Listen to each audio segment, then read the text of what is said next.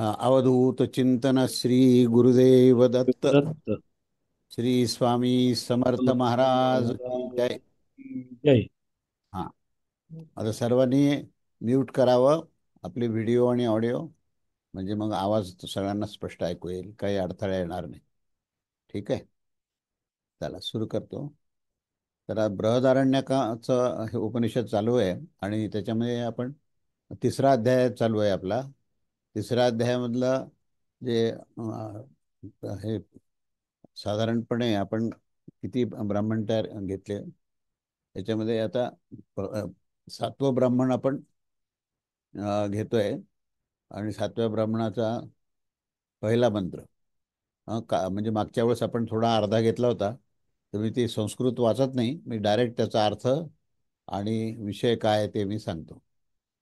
तेव्हा या ठिकाणी विषय असा आहे की अंतर्यामी आणि सूत्र ह्या दोन शब्दावर पूर्ण विवेचन आहे. आणि त्यानंतर ह्या याज्ञवल्क्यास अरुणीचा मुलगा जो आहे तो उद्दालक ह्याने विचारलं की हे याज्ञवल्क, आम्ही मद्रदेशामध्ये यज्ञशास्त्राचे अध्ययन करताना कपिगोत्रोत्पन्न पतंचलाच्या घरात राहत होतो. त्याची भार्या जी आहे ती गंधर्वाने ग्रहित होती, म्हणजे गंधर्वाचा संचार त्याच्या भार्येमध्ये होता. तेव्हा आम्ही तिथे जाऊन त्या गंधर्वास विचारलं की तू कोण आहेस. त्याने सांगितलं मी अथर्वण कबंध आहे. म्हणजे त्या गंधर्वाचं नाव जे आहे ते अथर्वण कबंध आहे. त्यांनी कपिगोत्रीय पतंचल आणि त्याच्या याज्ञिकास विचारले की काप्य काय तुम्ही ह्या सूत्रास जाणत आहात का, ज्याच्याद्वारे हा लोक परलोक आणि सर्व भूत ग्रथित आहेत. तेव्हा पतंचलाने सांगितले की भगवान मी त्यांना जाणत नाही. त्यांनी पतंचल काप्य आणि याज्ञिकास सांगितले, काप्य काय तुम्ही या अंतर्यामी जाणत आहात का, जाणत होता का. तर हे लोक आणि परलोक आणि समस्त भूतास अंतरंगातून नियमन करत आहात का. त्या पतंजल काप्याने सांगितले की भगवान मी त्यास जाणत नाही. म्हणजे ह्या गंधर्व जो संचार होता त्याने सूत्र म्हणजे काय हे सांगितलं नाही. आणि त्याचा अंतर्यामी जो आहे अंतरंगात असलेला, जो नियंत्रण करतो सर्वावर, तेही जाणत नाही. तर या ठिकाणी हे जे दोन शब्द आहेत सूत्र आणि अंतर्यामी, ते या सूत्र आणि अंतर्यामी हे जे दोन शब्द आहेत ह्याला आपल्याला वेगळ्या शब्दात सांगायचं झालं तर सूत्र म्हणजे ब्रह्मांड आहे, सूत्र म्हणजे प्रकृतीमधला आविष्कार आहे. आणि अंतर्यामी जो आहे तो आत्मतत्व आहे, त्यालाच ब्रह्मतत्व असं म्हणता येईल, त्यालाच परब्रह्म परमात्मा म्हणता येईल. तेव्हा जिथे जिथे अंतर्यामी शब्द येतो त्या ठिकाणी परमात्मा आहे. आणि जिथे जिथे सूत्र येतो त्या परमात्म्यातून आविष्कृत झालेली जी प्रकृती आहे, जे ब्रह्मांड आहे, जे जीव जगत आहे, त्याच्या संदर्भात हे सूत्र हा शब्द वापरला आहे. तेव्हा हा दोन्हीचाही प्रश्न विचारलेला असताना या गंधर्वाने सांगितलं की मला ह्याच्यातलं काहीही माहिती नाही आहे. तेव्हा त्यावेळेस मग मी त्यास जाणत नाही असं म्हणल्यानंतर त्या पतंचल काप्य आणि यांनी याज्ञवल्क्यास सांगितले की काप्य, हे जे काही हे सूत्र आणि अंतर्यामी जो जो कोणी जाणत असतो त्यालाच आम्ही तो ब्रह्मवेत्ता आहे, तो लोकवेत्ता आहे, तो देववेत्ता आहे आणि तो भूतवेत्ता आहे, तो आत्मवेत्ता आहे, अशा प्रकारचं संबोधन आम्ही म्हणत असतो. आणि तो खऱ्या अर्थाने सर्ववेत्ता असतो, म्हणजे तो सर्वज्ञ असतो, सर्व ज्ञान त्याला असतं. आणि याच्या पश्चात गंधर्वाने त्या काप्य आदीने सूत्र आणि अंतर्यामास दाखवलं की त्यांना मी जाणत असतो. हे याज्ञवल्क जर त्या सूत्र आणि अंतर्यामीस न जाणणारा होऊन ब्रह्मवेत्याची स्वभूत होऊन ब्रह्मवेत्ता समजून तो जर गाईस घेऊन जात असतील तर त्याचे मस्तक छाटलं जाईल. म्हणजे या ठिकाणी त्यांनी याज्ञवल्क्याला सांगितलं की तू काहीही न बोलता, कुठल्याही ब्रह्मतत्वावरचं विवेचन न करता तू जनकराजातल्या ह्या सगळ्या गायी जो आहे तू घेऊन चाललेला आहेस. तेव्हा तू हे जाणतोयस का नाही जाणत हे आम्हाला काही कळालं नाही. आणि जर तू जाणत नसशील आणि तू जरा ह्या गायी अशाच घेऊन जात असशील तर तुझं मस्तक छाटलं जाईल. अशा प्रकारची त्या ठिकाणी त्यांनी धमकी ही दिलेली आहे. त्याच्यावर आता याज्ञवल्क्य काय म्हणतात ते बघा. याज्ञवल्क्य म्हणतात, हे गौतम, मी ह्या सूत्राने अंतर्यामीस जाणत आहे. उद्दलक म्हणतो की असं जो कोणी सांगू सांगू शकत असतो की मी जाणत आहे, मी जाणत आहे, परंतु जो व्यर्थ ढोल वाजविल्याप्रमाणे हे फक्त सांगत असतो तर त्याचा काय लाभ आहे. जर वास्तविकेत तुम्हाला त्याचं जर ज्ञान असेल आणि ज्या प्रकारे तुम्ही जाणत असतात तर ते सांगा ना. अशा प्रकारे त्याला याज्ञवल्क्याला सांगितलं. त्यानंतर हे आशय असा आहे त्याचा की या याज्ञवल्क्याने उद्दालक म्हणजे अरुणाचं पुत्र, म्हणजे त्याला अरुणी असं म्हटलेलं आहे. उद्दालक नामाचा प्रसिद्ध अरुणी हा अरुणचा पुत्राने विचारले की तो बोलला आहे, हे याज्ञवल्क्य, आम्ही मद्र देशामध्ये पातंचल या नावाने पातंचल होता त्या काप्य कपिगोत्रीय घर आणि यज्ञ शास्त्राचे अध्ययन करताना राहत होतो. त्यांची भार्या गंधर्वाने ग्रहित होती, अर्थात तिच्यावर गंधर्वाचा आवेश होता. आणि त्यास आम्ही विचारले की तू कोण आहेस. त्याने सांगितलं, मी कपिल का ही मी कबंधना आणि अथर्वण कबंध अशा प्रकारचा गोत्रतः अथर्वण आणि अथर्वाचा मी पुत्र आहे.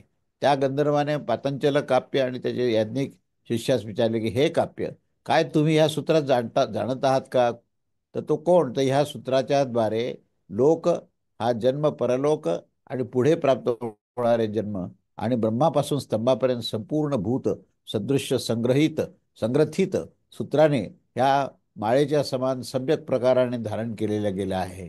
त्या सूत्रास तुम्ही जाणत आहात का, म्हणजे सूत्र काय, याने अर्धी अधिक माहिती सांगितली. यांना तुम्ही जाणत आहात का असं विचारलं आहे.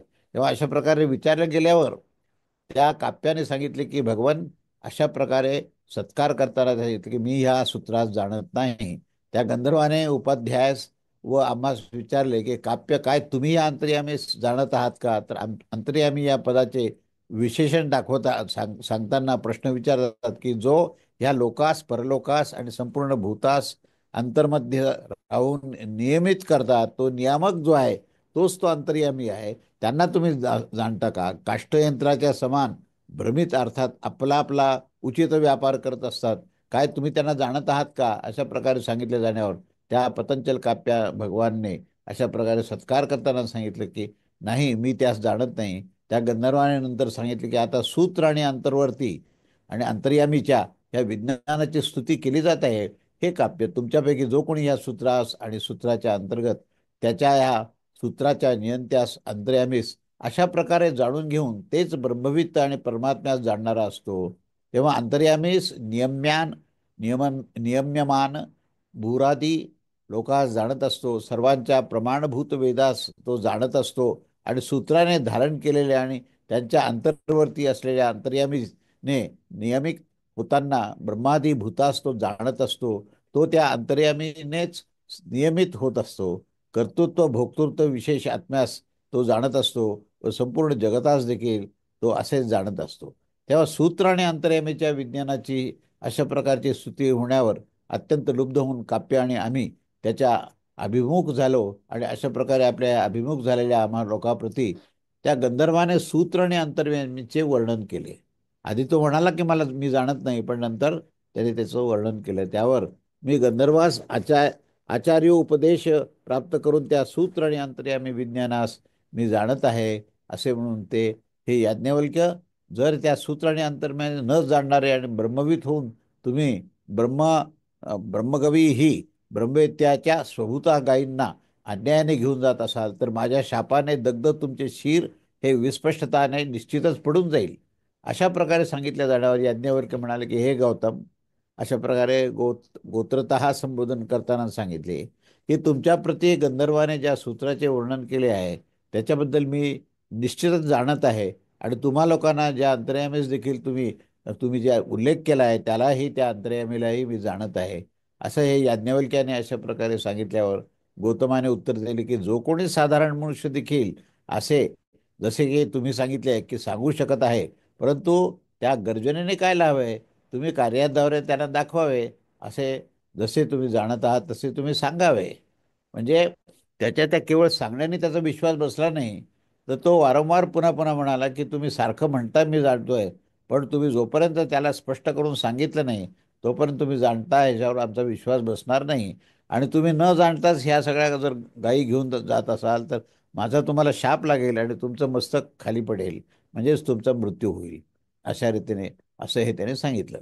तेव्हा आता याच्यापुढे सूत्र काय आणि अंतर्यामी काय ह्याचं दोन्हीचे आता इथून वर्णन आहे.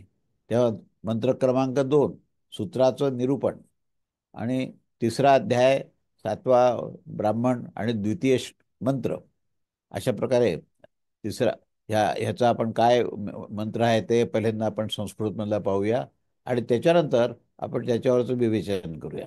स होवाच वायुर्वै गौतम तत्सूत्रम वायुना वै गौतमसूत्रेणायञ्च लोकः परश्च लोकाः सर्वाणि च भूतानि संदृब्धानि भवन्ति तस्माद् वै गौतमपुरुषं प्रेतां पूर्व्यास्त्रं स्मिशता स्या अंगानिति वायुना हि गौतम सूत्रेण संद्रब्धानि वायुना हि गौतमसूत्रेण संद्रब्धानि भवन्ति ते वै ते तेवमे वै तद याज्ञवल्क अंतर्यामी बृहति. त्या मंत्राचा शब्दशः अर्थ पहिल्यांदा बघूया आणि त्याचा आशय बघूया. तेव्हा याज्ञवल्क्याने सांगितले की हे गौतम, वायू हेच सूत्र आहे. आता पहिल्यांदा सूत्र काय आणि ह्याच्यावर वर्णन चालू आहे की सूत्र काय आहे, तर वायू हेच सूत्र आहे. गौतम, वायुरूप सूत्राच्या द्वारेच हा लोक आणि परलोक आणि समस्त भूतसमुदाय बांधले गेलेले आहेत. हे गौतम, ह्यानेच मेलेल्या पुरुषास असे सांगत आहेत की त्याचे अंग विस्त्रस्त, विदीर्ण, विषार्ण होऊन गेलेले आहे. कारण की हे गौतम, ते वायुरूप सूत्रानेच संग्रथित होत असतात. आणि अरुणी हे याज्ञवल्क्य ठीक आहे. अरुणी म्हणतात की हे याज्ञवल्क्य हे ठीक आहे, हे तर असेच आहे. आता तुम्ही अंतर्यामीचं वर्णन करावं.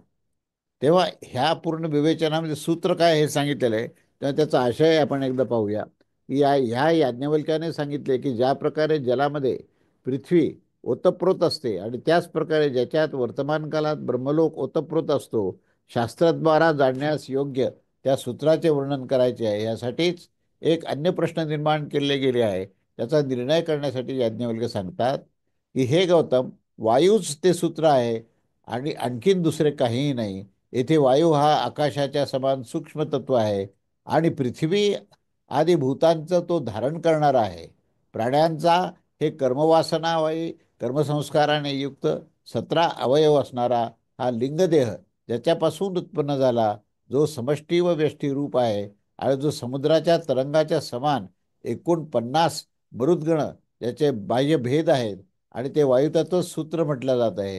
हे गौतम, वायुरूप सूत्राच्या द्वारेच हा लोक, परलोक आणि संपूर्ण भूत संदृब्ध संग्रथित असते, हे प्रसिद्धच आहे. तेव्हा लोकामध्ये अशी प्रसिद्धी आहे कशी, की कारण की वायू हे सूत्र आहे, या कारणाने वायू सर्वांस धारण करत असतो. यानेच हे गौतम, मृतपुरुषाच्या अंग विस्त्रस्त होऊन गेला आहे असे पाहायला गेल्यावर सूत्र धागेच्या न राहण्यावर त्यामध्ये जे विणलेले जे मणी आहेत ते इतस्ततः पसरून जातात आणि त्याच प्रकारे वायू हे सूत्र आहे. आणि जर त्यामध्ये त्या प्राण्याचे अंग हे मण्याच्या समान विणल्या गेलेले आहे, तो वायू निवृत्त होऊन गेल्यावर त्या अंगाचे विदीर्ण होऊन जाणे हे उचितच आहे. आणि त्यामुळे याज्ञवल्क्य असे निगमन करत आहे की हे गौतम, हे वायुरूप सूत्रानेच ते संग्रहित आहे. गौतमाने सांगितले. आता या ठिकाणी वायू हा प्राण या अर्थाने सुद्धा आपण विचार करायला पाहिजे की प्राणामुळेच त्या ठिकाणी जीवन आहे. प्राण जेव्हा संपतो त्यावेळेस शरीर हे मृत होतं.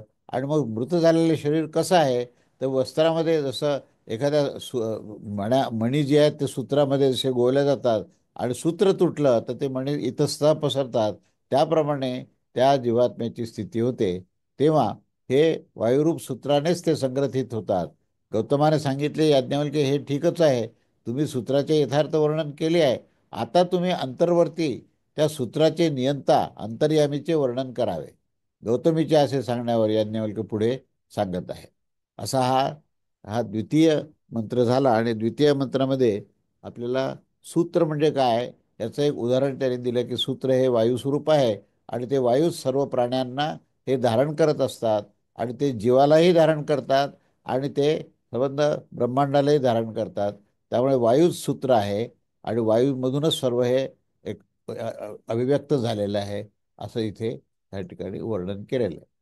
त्यानंतर आता पुढचा जो भाग आहे, म्हणजे ह्याचंच आता आपण सांगितलं त्याचा पहिल्यांदा आशय पाहू, त्याचं काय रहस्य आहे ते, आणि मग पुढे जाऊया. तर ह्या तिसऱ्या अध्यायातील 7व्या ब्राह्मणामधील तिसरा मंत्र जो आहे त्याचा आशय असा आहे, जो पृथ्वीमध्ये राहणार आहे तो अंतर्यामी आहे. परंतु पृथ्वीमध्ये तर सर्वच राहत असतात, म्हणून यामुळे सर्वत्र अंतर्यामीचा प्रसंग न होऊन जाईल यासाठी त्याचे विशेषण दाखविले आहे, जे पृथ्वीच्या अंतरंगात व बाहेर देखील असते. यामुळे ही शंका केली जाते की पृथ्वी देवताच अंतर्यामी आहे. आणि यामुळे पुन्हा सांगितलं की ज्या अंतर्यामी पृथ्वी देवता देखील जाणत नाही. बरोबर. आता इथून वाचतो मी. अंतर्यामीचं निरूपण आहे आणि त्याचा मंत्र आपल्याला वाचणं आवश्यक आहे. तर अंतर्यामी काय आहे याचं त्यांना प्रश्न जेव्हा विचारला, तेव्हा त्या प्रश्नाचं उत्तर देण्याकरता जे आहे याज्ञवल्क्य काय म्हणणार आहेत हे आपल्याला पाहायचं आहे. तेव्हा त्या संदर्भात अंतर्यामीचं निरूपण करण्याच्या संदर्भात हा तृतीय मंत्र आहे. तिसरा अध्याय 7वा ब्राह्मण तृतीय मंत्र. यह पृथ्व्यां तिष्ठन् पृथ्व्या अंतरो यम पृथ्वी न वेद यस्य पृथ्वी शरीरम यह पृथ्वी अंतरो यमय तेष त आत्मान अंतर्यामी मृतः. हा त्याचा मुख्य मूळ मंत्र आहे. तेव्हा त्याचा आता अर्थ असा आहे की जो पृथ्वीमध्ये राहणारा आणि पृथ्वीच्याच मध्ये असणारा, ज्यास पृथ्वी जाणत नाही आणि ज्याचे पृथ्वी हे शरीर आहे आणि जो त्यामध्ये राहून पृथ्वीचे नियंत्रण किंवा नियमन करत असतो, तो तुमचा तो हा काय आहे, तर तो तुमचा आत्मा आहे आणि तो अंतर्यामी आणि अमृत तत्व आहे. असे या अंतर्यामीचं हे पहिलं वर्णन केलेलं आहे. त्याचा आशय असा आहे की जो पृथ्वीमध्ये राहणार आहे तोच अंतर्यामी आहे. परंतु पृथ्वीमध्ये तर सर्वच राहत असतात, म्हणून यामुळे सर्वत्र अंतर्यामीचा प्रसंग न येऊन जाईल यासाठी त्याचे विशेषण दाखविले असते की कसे काय विशेषण आहे त्याचे अंतर्यामीचे, जे पृथ्वीच्या अंतरंगात व बाहेर देखील असतात. त्यामुळे अशी शंका येऊ जाते की पृथ्वी देवताच अंतर्यामी आहे. यामुळे ते पुन्हा सांगतात की ज्या अंतर्यामीस पृथ्वी देवता देखील जाणत नाही की माझ्यामध्ये अन्य कोणीतरी आहे, ज्याचे पृथ्वी हेच शरीर आहे आणि पृथ्वीच ज्याचे शरीर आहे, ते शरीर शब्द उपलक्षणार्थ असतं. अर्थात केवळ शरीरच नाही, तर पृथ्वी देवताचे जे करण म्हणजे इंद्रिय आहेत तेच त्याचे करण देखील असतात. पृथ्वी देवतांचे कार्य आणि देह आणि इंद्रिय यांच्या कर्मानुसार प्राप्त झालेले आहेत तेच अंतर्यामीचे आहेत. कारण की नित्यमुक्त होण्याच्या कारणाने त्याचे कोणतेही स्वकर्माशय राहत नसते. परार्थ कर्तव्यता दुसऱ्याच्या अर्थास करणे व अंतर्यामीचा स्वभाव आहे, तोच ह्याचा देखील आहे. तेव्हा स्वतः ह्याचा कोणता देह अथवा इंद्रिय नसतात.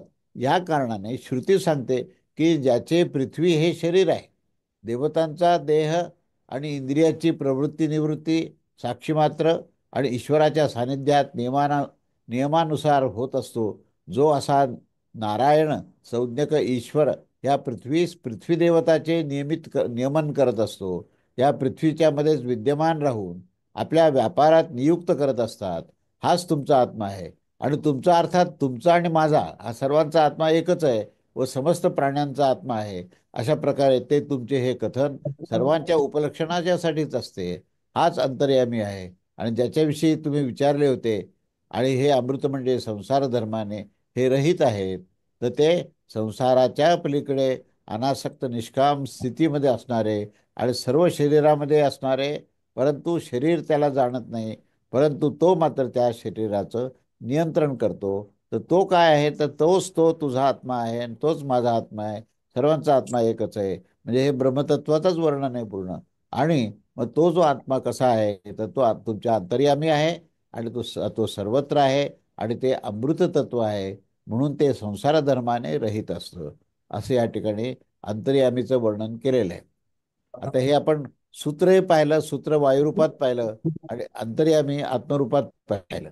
तेव्हा या दोन्हीचाही जेव्हा आपण अभ्यास केला, तर त्याच्यानंतर पुढचं आता पुढचा मी ते म्हणजे आपण आता काय पाहिलं की सूत्र काय आहे हे पाहिलं आणि अंतर्यामी तत्व काय ते पाहिलं. आता त्याच्यावरचंच विश्लेषण जे आहे ते आता आपण चौथ्या मंत्रापासून 14व्या मंत्रापर्यंत सलग घेऊ. तिसरा अध्यायातील 7वं ब्राह्मण, चौथा मंत्र ते 14वा मंत्र, ह्याच्यामध्ये त्यांनी ह्या अंतर्यामीचं पूर्ण वर्णन केलेलं आहे. आता अंतर्यामीचं आपण पहिल्यांदा प्रस्तावना पाहिली त्याची. आता त्याचं वर्णन जे आहे ते ह्या मंत्रामध्ये केलेलं आहे. योप्सु तिष्ठन्न भो अंतरो यमापो न विदुर्यस्यापः शरीरम योपो अंतरो यमयत्येषत आत्मानाम आत्मांतरात्म्य अमृतः योग्नौ तिष्ठन्न अग्नेरंतरो यमाग्निर्न वेदः यस्याग्निः शरीरम योग्निमंतरो यमयत्येषत आत्मांतर्यात् आत्मांतरायाम ये अमृतः यो अंतरिक्षो तिष्ठन्ते अरिक्षा अदंतरो यम यमंतीरिक्षम न वेद यस्यांत रिक्षम शरीर योंतर अंतरिक्षम अंतरो ययत्येषत आत्मांतर्याम अमृतः यो वै तिष्ठन वायोरंतरो यम वायूनं वेद यस्य वायुः शरीरं यो वायुमंतरो यमत्येषु त आत्मांतर्याम अमृतः यो देवी तिष्ठन् दिवो अंतरो यम दौर्णं वेद यस्य दौः शरीरं यो देवमंतरो यमयत्येष त आत्मांतर्याम अमृतः य आदित्ये तिष्ठन्या आदित्या यम आदित्यो न वेद यस्यादित्यः शरीरं य आदित्यम अंतरो यमयत्येष न आत्मानं अंतर्याम अमृतः यो दिक्षु तिष्ठन् दिग्भ्यो अंतरो यम दिशो न विदुर्यस्य दिशः शरीरं यो दिशो अंतरो यमयत्येष त आत्मा अंतर्याम्य अमृतः यश्चंद्रतारके तिष्ठन् चंद्रतारकान् अंतरो यम चंद्रतारकः न वेद यस्य चंद्रतारकं शरीरं यश्च चंद्रतारकान्तरो यमयत्येषत आत्मान्तराम्य अमृतः य आकाशे तिष्ठन्ना आकाशे शा शादंतरो यमाकाशो न वेदा यस्याकाशः शरीरं य आकाश अंतरो यमत्येषि आत्मानं अंतर्याम्य अमृतः यस्य यस्य तमसि तिष्ठं स्तस्मो अंतरो यम तमो न वेद यस्य शरीरं यस्तमो अंतरो यमत्येषत आत्मानं अंतराम्य अमृतः यस्तेजासि तिष्ठं तेजसो अंतरो यतेजो न वेद तस्य यस्य तेजः शरीरं यस्तेजो अंतरो यमयत्येष त अंतर आत्मान अंतर्याम अमृतः इत्यादी दैवतम अधिभूतम असा याचा म्हणजे आपण एकूण 4 ते 14 हे मंत्र आपण पाहिले. आता या 4 ते 14च्या मंत्राचा आपण शब्दशः अर्थ काय आणि आशय काय हे आपण पाहूया. शब्दशः अर्थामध्ये आपण एक एक मंत्राचा अर्थ एकानंतर एक दिलेला आहे. जे जलामध्ये राहणार आहे आणि जलाच्या मध्ये असतात, ज्यास जल मात्र जाणत नाही आणि जल ज्याचे शरीर आहे आणि जे त्याच्यामध्ये राहून जलाचं नियमन करत असतात, तोच तुमचा आत्मा आहे आणि तो आत्माच अंतर्यामी अमृत आहे. जो अग्नीमध्ये राहणार आहे आणि अग्नीमध्ये असतो, ज्यास अग्नी जाणत नाही आणि अग्नी ज्याचे शरीर आहे, जो त्यामध्ये राहून अग्नीचे नियमन करत असतो, तो तुमचा आत्मा असून तो अंतर्यामी अमृत आहे. जो अंतरिक्षामध्ये राहणारा अंतरिक्षाच्या मध्ये आहे, ज्यास अंतरिक्ष जाणत नाही, अंतरिक्ष ज्याचे शरीर आहे आणि जो त्यामध्ये राहून अंतरिक्षाचे नियमन करत असतो, तो तुमचा आत्मा अंतर्यामी अमृत आहे. जो वायूमध्ये राहणारा आहे आणि वायूच्या मध्ये आहे, ज्यास वायू जाणत नाही, वायू ज्याचे शरीर आहे आणि जो वायूमध्ये राहूनच वायूचे नियमन करत असतो, तो तुमचा आत्मा अंतर्यामी आहे. जो द्युलोकात राहणारा द्युलोकाच्या मध्ये आहे, ज्यास द्युलोक जाणत नाही, द्युलोक ज्याचे शरीर आहे आणि जो त्यामध्ये राहून द्युलोकाचे नियमन करत असतो, तो तुमचा आत्मा अंतर्यामी अमृत आहे. जो आदित्यामध्ये राहणारा आदित्याच्या मध्ये आहे, ज्यास आदित्य जाणत नाही, आदित्य ज्याचे शरीर आहे आणि जो त्यामध्ये राहून आदित्याचे नियमन करत असतो, तो तुमचा आत्मा अंतर्यामी अमृत आहे. जो दिशेमध्ये राहणारा दिशांच्या मध्ये असतो, ज्यास दिशा जाणत नाही, दिशा ज्याचे शरीर आहे आणि जे मध्ये राहून दिशांचे नियमन करत असतात, हा तुमचा आत्मा अंतर्यामी अमृत आहे. जो चंद्रमा आणि तारांगणामध्ये राहणारा चंद्रमा आणि तारकांच्या मध्ये आहे, ज्यास चंद्रमा आणि तारका जाणत नाही, चंद्रमा आणि तारा ज्याचे शरीर आहे आणि जे त्यामध्ये राहून चंद्रमा आणि तारांचे नियमन करत असतो, तो तुमचा अंतर्यामी अमृत आहे. जो आकाशात राहणारा आकाशाच्या मध्ये, ज्यास आकाश जाणत नाही, आकाश ज्याचे शरीर असते आणि जो त्यामध्ये राहून या आकाशाचे नियमन करत असतो, तो तुमचा आत्मा अंतर्यामी अमृत आहे. जो तमामध्ये राहणारा व तमाच्या अंतरंगात राहून तम जाणत नसतो, तम ज्याचे शरीर असते आणि जो त्यामध्ये राहून नियमन करत असतो, तो तुमचा आत्मा अंतर्यामी आहे. जो तेजामध्ये राहणारा आणि तेजाच्या मध्ये असतो, तेच त्यास जाणत नाही, तेच त्याचे शरीर आहे आणि जो त्याच्यामध्ये राहून त्याचे नियमन करतो, तोच तुमचा आत्मा हा अंतर्यामी अमृत आहे. अशा प्रकारे हा शब्दशः अर्थ आपण त्यात पाहिला. आता याचा आशय काय आहे ते आपण पाहूया. आशय थोडक्यात दिलेला आहे. आता त्याचा आशय आपण पाहूया. तिसरा अध्याय 7वा आणि 4थ्या मंत्रापासून 14व्या मंत्रापर्यंत.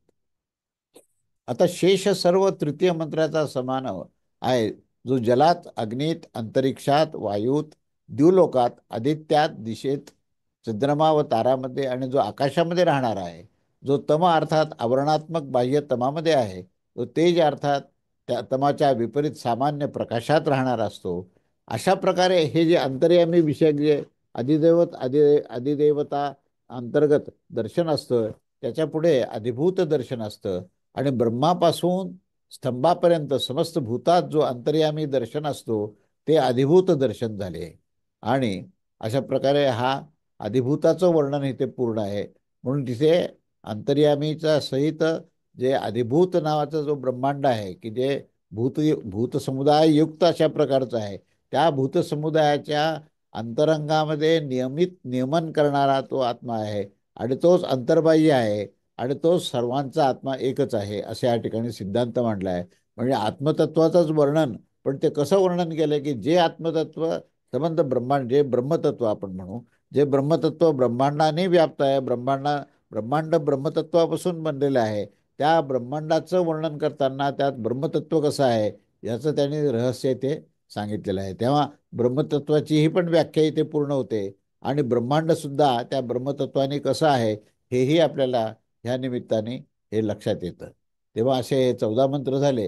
आता त्याच्यानंतर पुढचे जे मंत्र दिलेत ते 15व्या मंत्रापासून 23व्या मंत्रापर्यंत पुढे आहे. आणि त्याचं पहिल्यांदा मी ते 15 ते 13 हे मंत्र वाचतो आणि त्याचा मी अर्थ आणि आशय सांगतो. तेव्हा आता हा 15वा मंत्र. या सर्वेषु भूतेषु तिष्ठन् सर्वेभ्यो भूत्योभ्य अंतरो यम सर्वाणि भूतानि न विदुर्यस्य सर्वाणि भूतानि शरीरम यः सर्वाणि भूतन भूता अंत भूता अन्यंतरो यमवत्तेशत आत्मा अंतर्यामी यामृतम इत्यादी भूतमया अध्यात्मम यः प्राणे तिष्ठन् प्राणाद अंतरोयम प्राणो न वेद यस्य प्राणः शरीरम यः प्राणांतरो यमयत्तेष त अंतर्याम्याम अमृतम यो वाची तिष्ठन् वाचोंतरे य वांग न वेद यस्य वाक् शरीरम यो वाचंतरो यमयत्तेषत आत्मयंतया अमृतः यच्चक्षुषी हि तिष्ठं चक्षुश्चेषो अंतरो यच्चक्षुणं वेद यस्य चक्षुः शरीरम यश्चक्षुंतरो यमयस्तेष तम आत्मांतर्यात् अमृतः यश्रोते तिष्ठ यं श्रोत्रा अंतर अदंतरो यं श्रोत्रम न वेद यस्य श्रोत्रम शरीरम यः श्रोत्रम अंतरो यमयत्तेष त अंतर आत्मान अंतर्यान अमृतः यो मनसी तिष्ठन् मनसो अंतरो यम मनो न वेद यस्य मनः शरीर यो मनोंतरो यमयत्तेषि त आत्मान अंतर्याम अमृतः यस्त्वं तिष्ठं स्वचो अंतरो यत्त्वं यत्त्वं न वेद तस्य त्वक्शरीरं यत् सत्वां सत्ववच वचमांतरो यमयन्तेष त आत्मांतर्याम अमृतः यो विज्ञाने विज्ञाने तिष्ठ विज्ञानाद अंतरो यमयत्तेषत आत्मान अंतर्याम्य अमृतः यो रेतसि तिष्ठन् रेतसो न अंतरो यम रेतो न वेद यस्य रेतः शरीर यो रेतो अंतरो यमत्येषत आत्मान अंतर्याम अमृतो उदृष्टो दृष्टाश्रुतः श्रोतमतो मंता विज्ञतो विज्ञाता नान्योतोस्ति दृष्टा नान्यो त्योस्ति श्रोता नान्योस्तोस्ति मंता नान्योस्तोस्ति विज्ञातैषम आत्मा आत्मा अंतर्याम अमृतम तो अन्य दार्थम ततो होद्दालक अरुणी अरुणी रूपरमा रूपर राम. आता याचा अर्थ सांगतो. हे आपण जे पाहिले 15 ते 23व्या मंत्रापर्यंत आपण मूळ संस्कृत पाहिलं. आता त्याचा आपण अर्थ 3रा अध्याय 7वं ब्राह्मण 15 मंत्रापासून 23वा मंत्र आहे.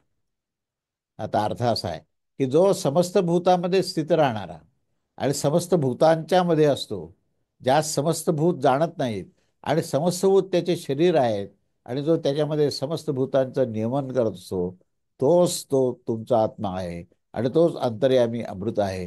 हे अधिभूत दर्शन आहे. आता अध्यात्म दर्शन सांगितलं जात आहे. आता अध्यात्म दर्शन काय सांगतायत ते बघा. कारण दर्शनाचा मुख्य उद्देशच जो आत्मतत्वाचं विवेचन आहे. जो प्राणामध्ये राहणारा प्राण्याच्या मध्ये असतो आणि ज्यास प्राण जाणत नाही, आणि प्राण ज्याचे शरीर आहे, प्राण ज्याचे शरीर आहे, आणि जो त्यामध्ये राहून प्राणाचे नियमन करत असतो, तोच तो तुमचा आत्मा अंतर्यामी अमृततत्व आहे. जो वाणीमध्ये राहणारा, वाणींच्या मध्ये ज्यास वाणी जाणत नाही, प्राण ज्याचे शरीर आहे, आणि जो त्यामध्ये राहून वाणीचे नियमन करत असतो, तो तुमचा आत्मा अंतर्यामी अमृत आहे. जो नेत्रामध्ये राहणारा, नेत्राच्या मध्ये ज्यास नेत्र जाणत नाहीत, नेत्र ज्याचे शरीर आहेत, आणि जो त्यामध्ये राहून नेत्राचे नियमन करत असतो, तो तुमचा, जो मध्ये राहून नेत्राचे नियमन करत असतो, तोच तो तुमचा आत्मा अंतर्यामी अमृत आहे. जो श्रोत्रामध्ये राहणारा आहे, श्रोत्राच्या मध्ये ज्या श्रोत्र जाणत नाही, श्रोत्र ज्याचे शरीर आहे, आणि जो त्यामध्ये राहून श्रोत्राचे नियमन करत असतो, तोच तुमचा आत्मा अंतर्यामी अमृत आहे. जो मनामध्ये राहणारा, मनाच्या मध्ये असतो, ज्यास मन जाणत नाही, मन ज्याचे शरीर आहे, आणि जो त्यामध्ये राहून मनाचे नियमन करत असतो, तोच तो तुमचा आत्मा अंतर्यामी अमृत आहे. जो त्वकमध्ये राहणारा, त्वकच्या मध्ये ज्यास त्वक जाणत नाही, त्वक ज्याचे शरीर आहे, आणि जो त्यामध्ये राहून त्वकचे नियमन करत असतो, तो तुमचा आत्मा अंतर्यामी अमृत आहे. जो विज्ञानामध्ये राहणारा, विज्ञानाच्या मध्ये आहे, त्यास विज्ञान जाणत नाही, आणि विज्ञान ज्याचे शरीर आहे, आणि त्यामध्ये राहून विज्ञानाचे नियमन करत असतो, तोच तुमचा तो आत्मा अंतर्यामी अमृत आहे. जो वीर्यात राहणारा, वीर्याच्या मध्ये ज्यास वीर्य जाणत नाही, वीर्य ज्याचे शरीर आहे, जो त्यामध्ये राहून वीर्याचे नियमन करत असतो, तो तुमचा आत्मा अंतर्यामी अमृत आहे. जो ते दिसून न येणार आहे परंतु दिसणारा आहे, ऐकण्यात न येणार आहे परंतु ऐकणारा आहे, मनन विषय न होणारा पण मनन करणारा आहे, जो विशेषतः ज्ञात न होणारा परंतु विशेष रूपाने जाणणारा आहे, हा तुमचा आत्मा अंतर्यामी अमृततत्व आहे.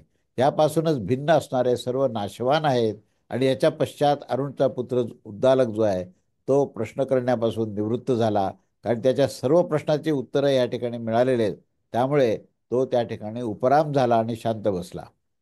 असा हा पूर्ण 15व्या मंत्रापासून 23व्या मंत्रापर्यंतचा हा शब्दशः अर्थ आहे. आता त्याचा अगदी थोडक्यात आशय समजणं आवश्यक आहे. तो आशय आपण समजून घेऊ. 3रा अध्याय 7वा ब्राह्मण 15व्या मंत्रापासून 23व्या मंत्रापर्यंतचा आशय. आता अध्यात्मदर्शन सांगितलं जात आहे की जो प्राणात, प्राणवायूसहित घ्राणेंद्रियामध्ये, जो वाणीत, नेत्रात, श्रोत्रात, मनात, त्वकमध्ये, विज्ञान म्हणजे बुद्धीमध्ये, रेत म्हणजे वीर्य प्रजननेंद्रियामध्ये राहणारा, आणि परंतु पृथ्वी आदीच्या अधिष्ठाता देवता प्रभावशील शाली होण्यावर देखील मनुष्य इत्यादीच्या समान आपल्यामध्ये राहणारा, आपले नियामक अंतर्यामीच का नाही जाणत, यावर याज्ञवल्क्य म्हणतात की ते अदृष्ट न पाहिलेला, अर्थात कोणाचे देखील नेत्रदृष्टीचा विषय होऊ शकत नाहीत, परंतु स्वयं नेत्रामध्ये सन्निहित होण्याचे कारणाने ते दर्शन स्वरूप आहेत, यासाठी तो दृष्टा आहे. अशा प्रकारे ते आश्रित कोणाचेही, अशा प्रकारे तो आश्रित कोणास देखील आणि श्रोत्राच्या विषयीस अप्राप्त, परंतु स्वयं ज्याची श्रवणशक्ती लुप्त झालेली नव्हती, असा तो आहे, आणि समस्त श्रोत्रात तो सन्निहित होण्याच्या कारणाने तो श्रोता आहे. असेच तो अमन, मनाच्या संकल्पाच्या विषय तेच अप्राप्त आहे. कारण की सर्व लोकांनी पाहावे, ऐकावे, पदार्थाचा संकल्प करावा, म्हणून अदृष्ट आणि अश्रुत होण्याचे कारण तेच ते अमृततत्व आहे. आणि मननशक्ती लुप्त न होण्याच्या आणि समस्त मनात सन्निहित होण्याच्या कारणाने तो मनता आहे. अशा प्रकारे अविज्ञान रूपादी अथवा सुखादीच्या समान निश्चयाच्या विषयातच अप्राप्त, परंतु स्वयं ज्याची विज्ञानशक्ती लुप्त होत नसते, असे व बुद्धीच्या सन्निहित होण्याच्या कारणाने तोच तो विज्ञाता आहे. ज्या पृथ्वी जाणत नाही, ज्यास पृथ्वी जाणत नाही, ज्यास समस्तभूत जाणत नाही, ज्यास समस्तभूत जाणत नाही इत्यादी कथनाने ही गोष्ट सिद्ध होत असते की ज्याचे नियमन केल्या जात असते तो विज्ञाता भिन्न आहे, आणि त्यांचे नियमन करणारे अंतर्यामी ही भिन्न आहे. त्यांच्या भिन्नत्वाच्या आशंकेस निवृत्त करण्यासाठीच हे सर्व विस्ताराने विवेचन केले जात आहे. नान्यो तो अस्ति दृष्टा, अर्थात दृष्टा नाही आहे. अशा प्रकारे याच्यामध्ये भिन्न कोणी म्हणता नसतो, आणि यापासून भिन्न कोणी विज्ञाता नसतो. ह्याच्यापासून भिन्न कोणी दृष्टा, श्रोता, मनता आणि विज्ञाता नसतो. जे हे दिसून न येणारे परंतु पाहणारा जो आहे आणि ऐकण्यात न येणारा असा तो न येणारा परंतु ऐकणारा, मनाचा अविशेष परंतु मनन करणारा, स्वयं अविज्ञात म्हणून विज्ञाता आहे आणि अमृत संपूर्ण संसार धर्माने रहित व समस्त संसारियांच्या कर्मफलाचा विभाग करणारा आहे. त्या ईश्वर आत्म्यास भिन्न आणि सर्व करता विनाशी आहे. त्यावर तेव्हा अरुणाचा पुत्र जो आहे तो उद्दालक त्यावर निवृत्त झाला आणि अशा प्रकारे हे बृहदारण्यक उपनिषदा भाष्यातील तृतीय अध्यायातील हे अंतर्यामी ब्राह्मण जे आहे इथे समाप्त झालं आहे. तेव्हा हे सातवं ब्राह्मण आज आपण पूर्ण केलं. अष्टम ब्राह्मण जो आहे ते आपण पुढच्या रविवारी आपण प्रारंभ करूया. अवधूत चिंतन. श्री गुरुदेव दत्त. श्री स्वामी समर्थ महाराज की जय.